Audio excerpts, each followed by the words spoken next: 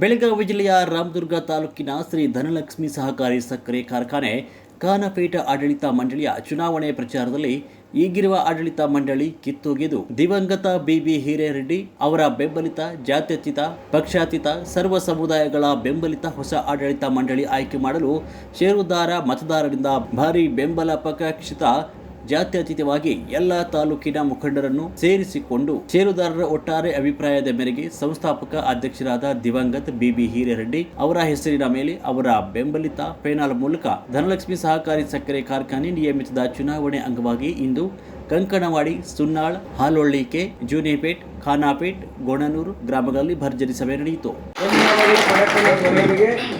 ಮುಂದಿನ ಸಭೆಯನ್ನು ಉದ್ದೇಶಿಸಿ ನಮ್ಮ ರಾಮದುರ್ಗ ಗ್ರಾಮದ ಭರಮರೆಡ್ಡಿ ಅವರು ಒಂದೆರಡು ಮಾತುಗಳನ್ನು ಆಡಬೇಕೆಂದು ತಮ್ಮಲ್ಲಿ ವಿನಂತಿಸಿಕೊಂಡಿದ್ದೇನೆ. ಸುನ್ನಾಳ ಗ್ರಾಮದ ಆದ್ಯ ದೇವರಾದ ಮಾರುತಿಗೆ ನಮಸ್ಕರಿಸುತ್ತಾ, ಅದೇ ರೀತಿ ಸುನ್ನಾಳ ಗ್ರಾಮದ ಸಮಸ್ತ ರೈತಾಪ ವರ್ಗದ ಜನರಿಗೆ ಹಾಗೂ ಗುರು ಹಿರಿಯರಿಗೆ ವಂದಿಸಿ, ಇವತ್ತ ವೇದಿಕೆ ಮೇಲಿರುವಂತ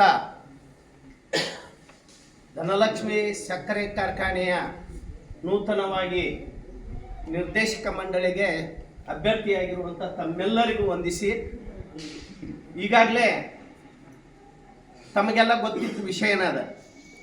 ಶುಗರ್ ಫ್ಯಾಕ್ಟ್ರಿ ಯಾರದನ್ನು ಒಂದು ಫ್ಯಾಕ್ಟ್ರಿ ಆಗ್ಬೇಕಾದ್ರೆ ಅವ್ರು ಎಷ್ಟು ಶ್ರಮ ಪಟ್ಟರು, ಏನೇನು ಆಗೈತಿ ಅನ್ನೋದೆಲ್ಲ ತಮಗೆಲ್ಲ ಗೊತ್ತಿದ್ದವ್ರು. ಯಾಕಂತಂದ್ರೆ 95-96 5,000 ರೂಪಾಯಿ ಸೇಲ್ ಮಾಡಿಸ್ಬೇಕಾದ್ರೂ ದುಡ್ಡು ಇರ್ತಿರ್ಲಿಲ್ಲ, ರೈತರ ಕಡೆ ಕಬ್ಬು ಬೆಳೀತಿರ್ತಿರ್ಲಿಲ್ಲ. ಅಂತ ಸಂದರ್ಭದೊಳಗ ದಿವಂಗತ ಬಿಬಿ ಹಿರೇರೆಡ್ಡಿ ಅವರು ಪ್ರತಿಯೊಬ್ಬ ರೈತರಿಗೆ ಮನೆಗೆ ಹೋಗಿ ನಿಮ್ಮ ಕಡೆ ದುಡ್ಡಿಲ್ಲ ಅಂದ್ರೂ ಬ್ಯಾಂಕಿಗೆ ಲೋನ್ ಮಾಡಿಸಿ, ಸೊಸೈಟಿ ಒಳಗೆ ಲೋನ್ ಮಾಡಿಸಿ ಶೇರ್ಗಳನ್ನು ಮಾಡಿಕೊಟ್ಟಂತ ಶ್ರೇಯಸ್ಸು ಅವ್ರಿಗೆ ಸಲ್ತಕ್ಕದ್ದು.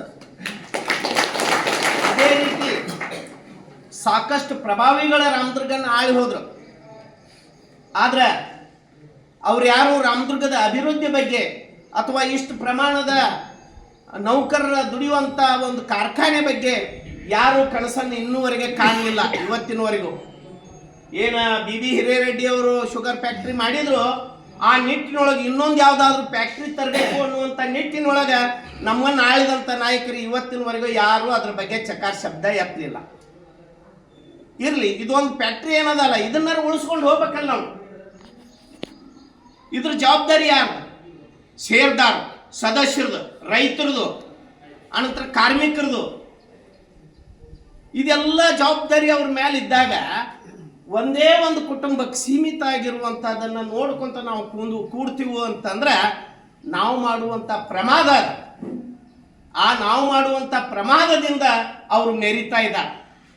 ಹೋದ ಸಾರಿ ಇಲೆಕ್ಷನ್ ತಮಗೆಲ್ಲ ಗೊತ್ತೈತಿ, 19,000 ಸದಸ್ಯರಿದ್ರೆ ಒಂದು ಪೆನಲ್ ಮಾಡ್ರಿ ಅಂತ ಹೇಳಿ ಕೆ.ವಿ. ಪಾಟೀಲ್ರು ಎಲ್ಲರಿಗೂ, ಅಂದ್ರೆ ಯಾರ್ಯಾರು ಓಡಾಡ್ತಿದ್ರಲ್ಲ ರಾಜಕೀಯವಾಗಿ ಮುಂಚೂಣಿಯಲ್ಲಿ, ಯಾವುದೇ ಪಕ್ಷ ಧರ್ಮ ಪ್ರಶ್ನೆನೇ ಇಲ್ಲಿ. ಯಾಕಂದ್ರೆ ಯಾವ್ಯಾವ ಪಕ್ಷದೊಳಗಿದ್ದವರು ಮತ್ತೆ ಯಾವ್ಯಾವ ಪಕ್ಷಕ್ಕೆ ಹೋದ್ರೂ ತಮಗೆಲ್ಲ ಗೊತ್ತೈತಿ. ಹೋದ ಇಲೆಕ್ಷನ್ ಅಂತೂ ಎಲ್ಲ ನಿಮ್ಗೆ ಗೊತ್ತೈತಿ. ಇದನ್ನ ಬಿಡಿಸಿ ಹೇಳುವಂತ ಪ್ರಶ್ನೆನೇ ಇಲ್ಲ. ಆದ್ರೆ ಅನ್ಯಾಯವನ್ನು ನಾವು ಸಹಿಸ್ಕೊಂತ ಹೋದ್ರೆ ಅನ್ಯಾಯ ಮಾಡಿದವ್ರಕ್ಕಿಂತ ಹೆಚ್ಚಿನ ಪಾಪದ ಹೊರೆ ನಾವು ಹೊರಬೇಕಾಗತ್ತೆ ಅನ್ನೋದನ್ನು ನಾನು ಈ ಸಭೆ ಮುಖಾಂತರ ತಮ್ಮೆಲ್ಲರಿಗೆ ತಿಳಿಪಡಿಸ್ತೀನಿ. ಯಾಕಂತಂದ್ರೆ ಇವತ್ತಿನ ಯಾರದನ್ನ ಕಾರಣೀಭೂತರಾಗಿದ್ರು ಆ ಕುಟುಂಬವನ್ನ ಹೊರಗಿಟ್ಬಿಟ್ರು. ಕಾರ್ಖಾನೆ ತಯಾರಾಗಬೇಕಾದ್ರೆ ಯಾವ ನಮ್ಮನೆ ಬಿಬಿ ಹಿರೇರೆಡ್ಡಿ ಅವರು ಕುಟುಂಬವನ್ನು ದೂರ ಇಟ್ಬಿಟ್ರು. ನೋಡ್ರಿ, 15,000 ಸದಸ್ಯರನ್ನ ಇಟ್ಟು ಮುಂದೆ ಉದ್ದೇಶ ಏನಿತ್ತಂದ್ರೆ ಅವ್ರು ತಮ್ಮನ್ನ ಅಧ್ಯಕ್ಷನ ಮಾಡುವ ಉದ್ದೇಶಕ್ಕೆ ಇಷ್ಟೆಲ್ಲ ಮಾಡಿದ್ರು. ಅಧಿಕಾರ ಅವಾಗ ಅವ್ರದ್ದಾಯಿತು, ಶಾಸಕರಿದ್ರು, ಅವರು ಸರ್ಕಾರದೊಳಗೆ ಅವ್ರು ಹೇಳಿದ್ದು ಕೇಳ್ತಿದ್ರು. ಅದನ್ನು ದುರುಪಯೋಗ ಮಾಡ್ಕೊಂಡ ಎಲ್ಲ ಸದಸ್ಯರ ಹಕ್ಕುಗಳನ್ನು ಕಸ್ಕೊಂಡ ಅವ್ರು ತಮ್ಮನ್ನ ಅಧ್ಯಕ್ಷರನ್ನಾಗಿ ಮಾಡಿದ್ರು. ಘಂಟಾಘೋಷವಾಗಿ ಮಾಡಿ ತೋರಿಸ್ತಾರನ್ನು. ಯಾಕಂದ್ರೆ ನಿದರ್ಶನಗಳು ಸಾಕಷ್ಟು ಅದಾವ. ನಾವು ಸಾಕಷ್ಟು ಇಲೆಕ್ಷನ್ ಮಾಡಿದೆವು. ಅದಕ್ಕೆ ಈ ಇಲೆಕ್ಷನ್ದಾಗ ನೀವು ಅವರಿಗೆ ಮನಿ ಕಳಿಸದೇ ಇದ್ರೆ ಒಂದೇ ಕುಟುಂಬಕ್ಕೆ ಸೀಮಿತ ಆಗಿರುವಂಥ ಆಡಳಿತವನ್ನು ನಾವು ಮುಂಬರುವ ದಿನದೊಳಗೆ ಕಾಣ್ತೀವೋ ಅದನ್ನು ಕೊನೆಗಾಣಿಸಾಕ. ಯಾಕಂದ್ರೆ ಮಹಾರಾಜನು ಓಡಿಸಿದಂಥ ತಾಲೂಕಿದು ಒಂದೈತಿ, ಫುಲ್ ಅವ್ರದ ಮನಿದ ಆದಂಗೆ ಆಗಿಬಿಟ್ಟೈತಿ. ಫ್ಯಾಕ್ಟ್ರಿದ ಅದನ್ನ ಗಾಡಿ ತಗೊಂಡು ಎಲ್ಲ ಸುತ್ತ ಹಾಕಿಬಿಡುದು ಫ್ಯಾಕ್ಟ್ರಿ ಖರ್ಚಿನಾಗ. ನಿಮ್ಮ ಏನು ಸದಸ್ಯರಿಗೆ ಸಿಗಬೇಕಾಗಿದ್ವು ಅದನ್ನೆಲ್ಲ ತಾವು ಉಪಯೋಗ ಮಾಡ್ಕೊಂಬಿಡು.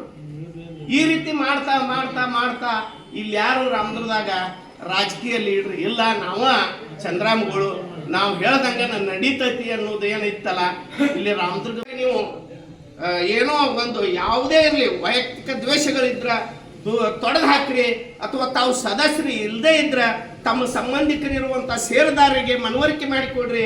ಈ ಹೊಸ ಪೆನಲ್ ಏನೈತಿ, ಈ ಹೊಸ ಪೆನಲ್ಕ್ಕೆ ತಮ್ಮ ಮತದಾನವನ್ನು ಕೊಡ್ರಿ. ಆನಂತರ ಇಲ್ಲಿ ಸೇರಿದವರು ಯಾರು ದುಡ್ಡಿಗೋಸ್ಕರ ಅಥವಾ ಅಧಿಕಾರಕ್ಕಾಗಿ ಯಾರೂ ಇಲ್ಲ, ಜನಾನ ಷೇರುದಾರರನ್ನ ಅವ್ರಿಗೆ ಎಚ್ಚರ ವಹಿಸಿ ಇದನ್ನು ನೀವು ನಿಲ್ರಿ. ನೀವು ರಾಮದುರ್ಗದಾಗ ಯಾಕಂದ್ರೆ ಭಾಳ ಅತಿ ಆಗೈತಿ ಅಂತ ಹೇಳಿದಾಗ ಇವರೆಲ್ಲ ಬಿಟ್ಟು ಜನರ ಹಾಗೂ ರೈತರ ಷೇರುದಾರರ ಒಂದು ಹಿತರಕ್ಷಣೆ ಕಾಪಾಡ